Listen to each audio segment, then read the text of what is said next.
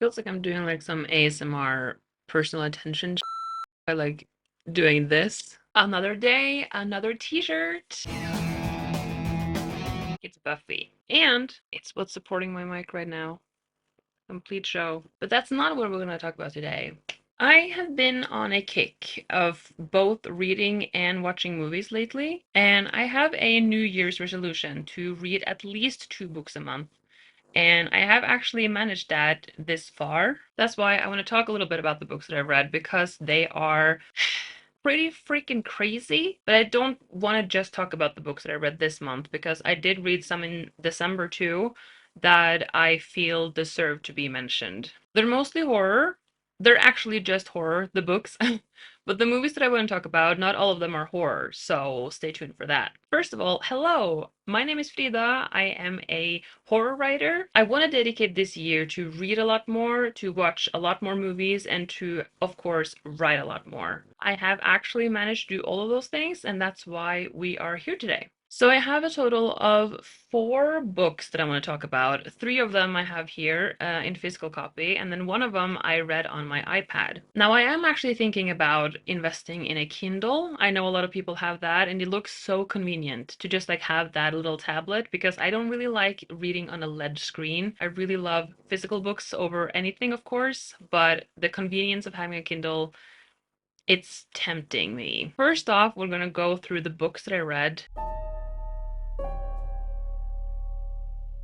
This is going to be kind of a recommendation list, but also I'm going to say if I'm going to be spoiling a little bit because I can't really talk about at least one of these books without spoiling a little bit what happens because I need an outlet for that book. I need to talk about that with someone who will understand my love for this kind of book, which I've recently discovered. I've never read anything like it before, so we're going to get into that. But first, let's dive into what I read in December. So the first book I read, I actually bought when I was in London. I instantly saw this and I was really intrigued. It is Christina Henry's The House That Horror Built. I'm going to read what it says on the back. Single mom Harry Adams has always loved horror movies, so when she's offered a job cleaning for revered horror director Javier Castillo, she leaps at the chance.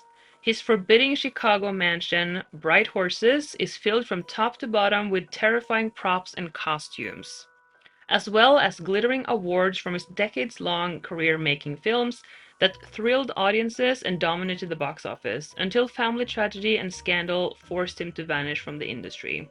So this is about a woman who is struggling financially. She has a son that she has to take care of, and she takes on the job of cleaning the house of a revered horror director. And this director is now not really making movies anymore, and he has, just cocooned himself into this house. He has a really meticulous way of cleaning, and he wants it to be followed precisely.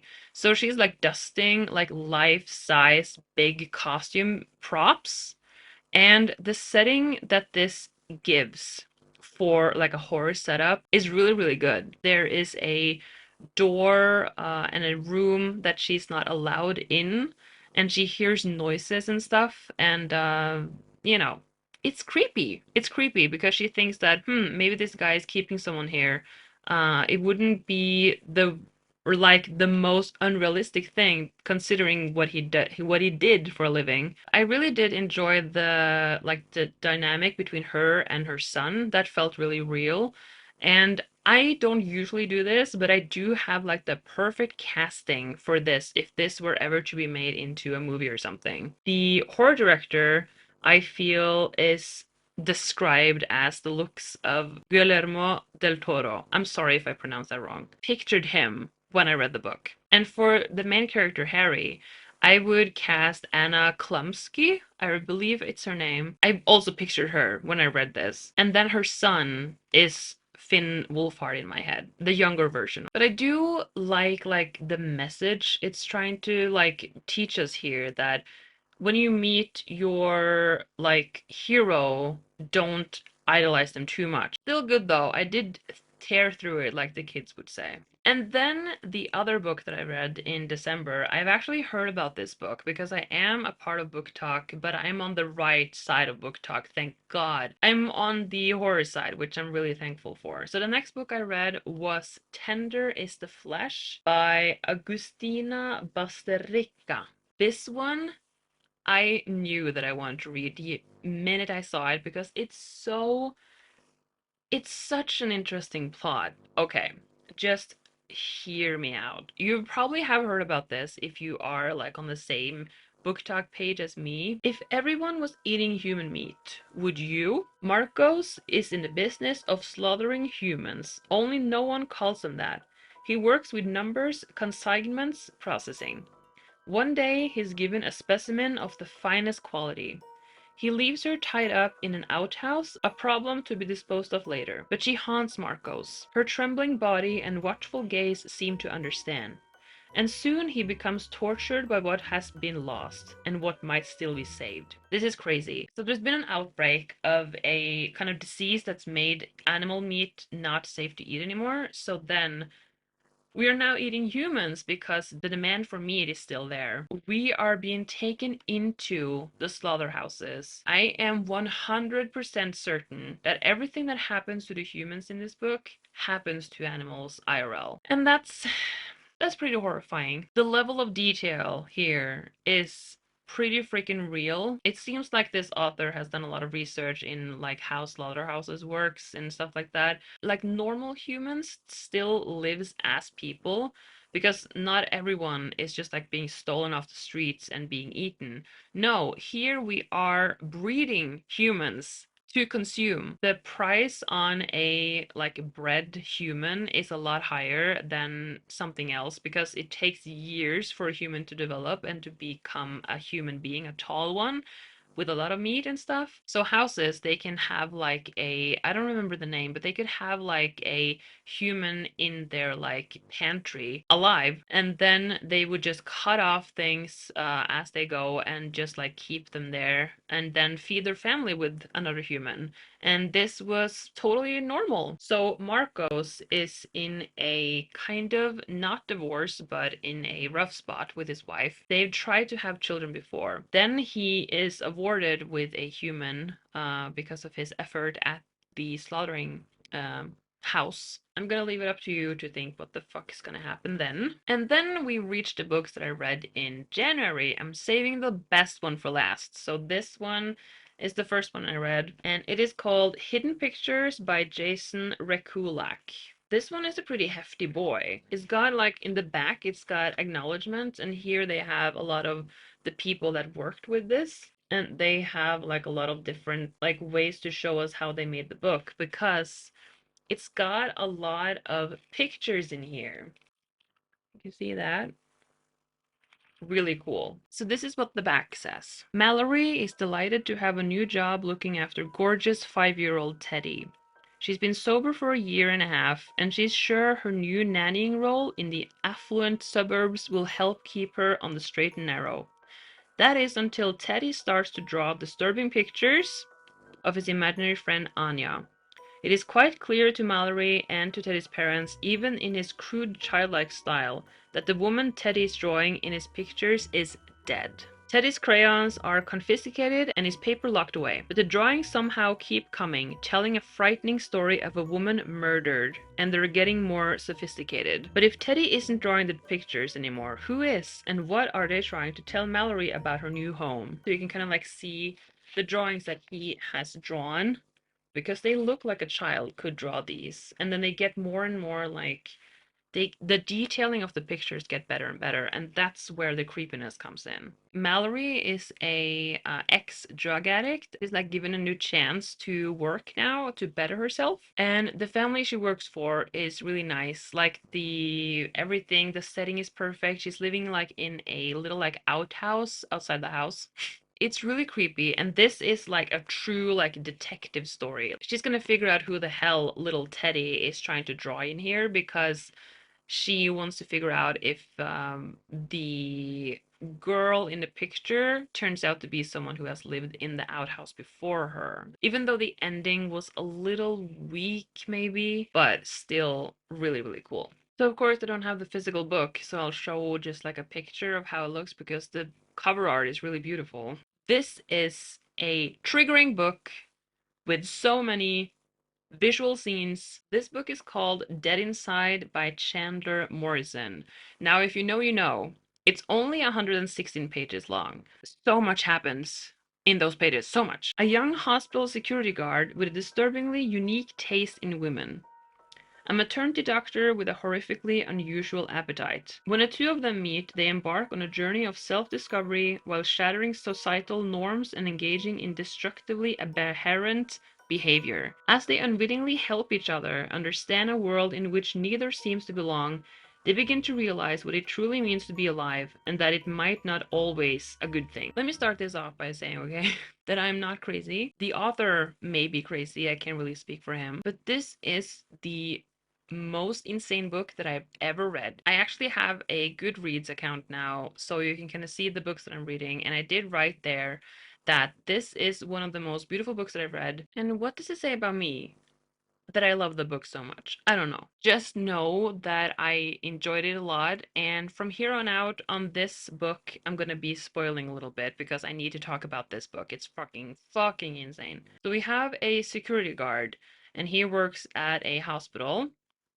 and he sleeps with corpses. He loves dead girls, all right? The more like obnoxious looking they are, the better. The sex scenes with him and the corpses, insane. Especially one where he sleeps with a girl who something really, really freaking awful happened to her, which leads to her dying in the hospital. And then he sleeps with her, and the way that that happens, it's gruesome. And so he finds out that the head maternity doctor at the hospital, she has an appetite for babies, dead babies, all right? And so if you combine these two things, I can't believe that I actually managed to read all this and I'm still alive to tell the tale. The author's writing is phenomenal. I was so intrigued the entire time, and not just because of the like really taboo subjects and actions that were happening,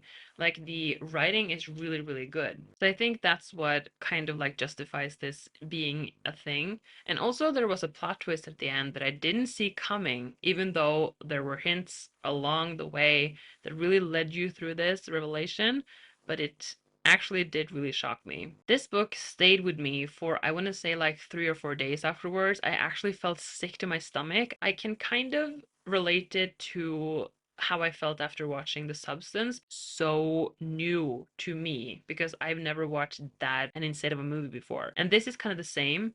So now I'm delving more into books that give me the same feeling. So this is by far the craziest, and I highly, highly recommend it, even though some trigger warning is it plays here because this is not going to be for everyone. It's not going to be for a lot of people actually, but I really, really loved it. Now we're getting into the movies that I loved in January. The oldest one is from 2005, and the newest one came out at the late end of 2024, and then I watched it now. So the first one is a movie that just like perfectly encapsulates the favorite things that I love about movies, especially horror, which is sci-fi and space. Damn, that's such a good combo. So this is Apollo 18. Officially, Apollo 17 was the last manned mission to the moon. But a year later, in 1973, three American astronauts were sent on a secret mission to the moon funded by the US Department of Defense. What you're about to see is the actual footage which the astronauts captured on that mission.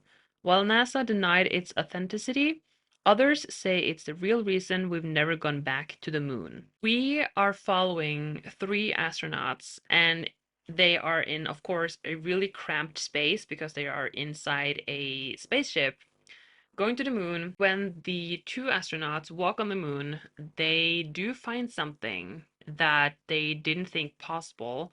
They see a Russian spaceship that has landed there. They're like contacting their homies back home, being like, "What the hell, man?" And they're like, oh no, they don't have an answer for it. And also, like, this whole thing is filmed as a found footage movie.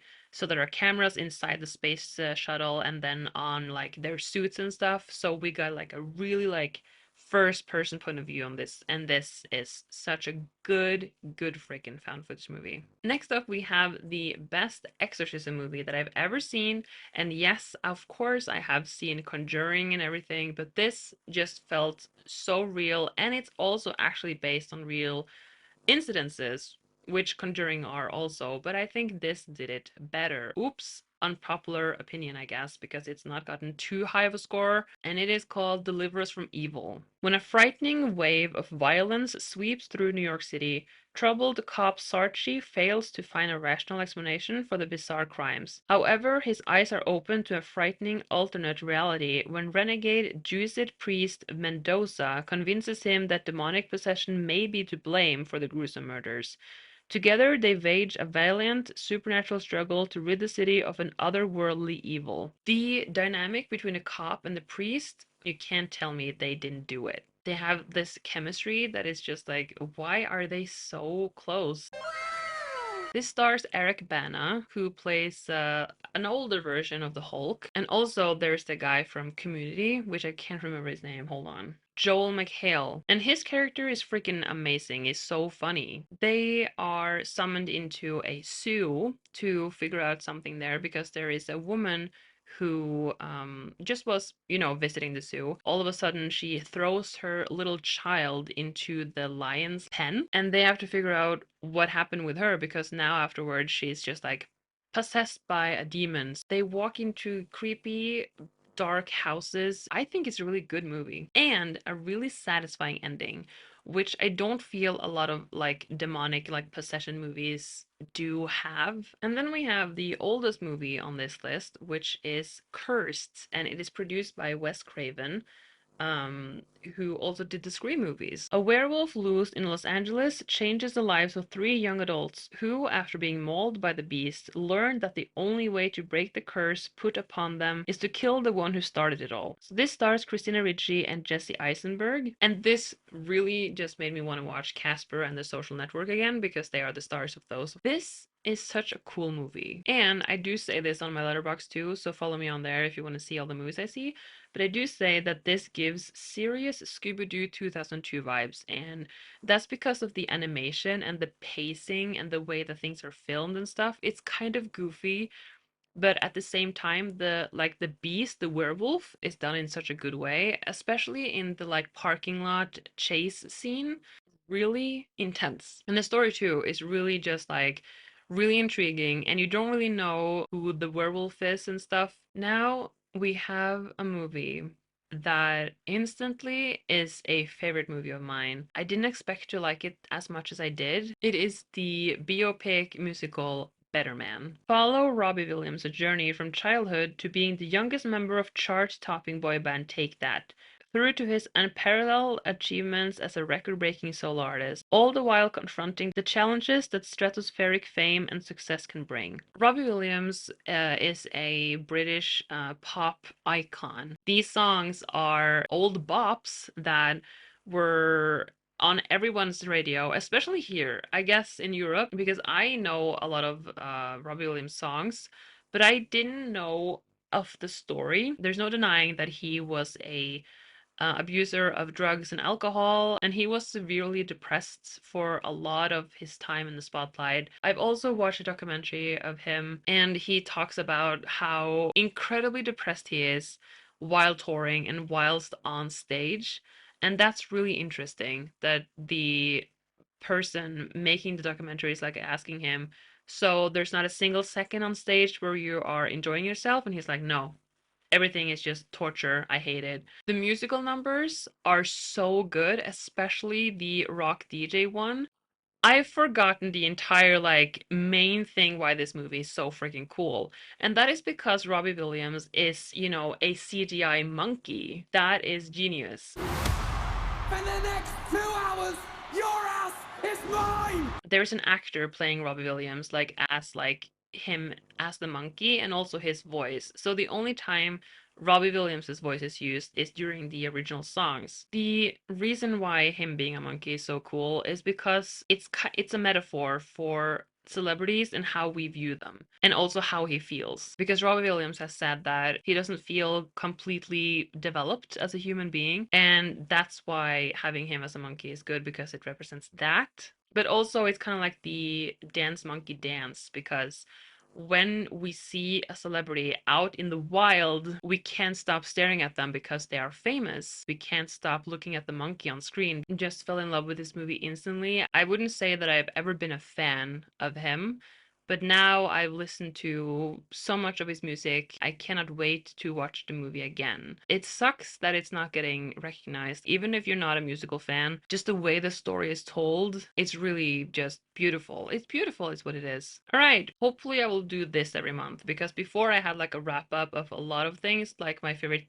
things and favorite like experiences and stuff, but this is more easy to just like, I'm reading and watching movies anyway, so why not make a wrap up of that every month? Also, I am watching a lot of like OG YouTube videos, like what's in my bag and stuff, and I'm so inspired to do something like that. I did mention to have like a t-shirt collection video, and I'm actually planning on doing that too because I have so many now, and it would be so fun to just talk about every one of them so you get to know me a little bit better. Please tell me which movies or books you read that you loved. And it doesn't have to be horror, even though that is what my go to is. I'm open for everything. I mean, freaking Better Man is the best movie I've seen this year, and it's probably gonna be one of my favorite movies. So until next time, bye!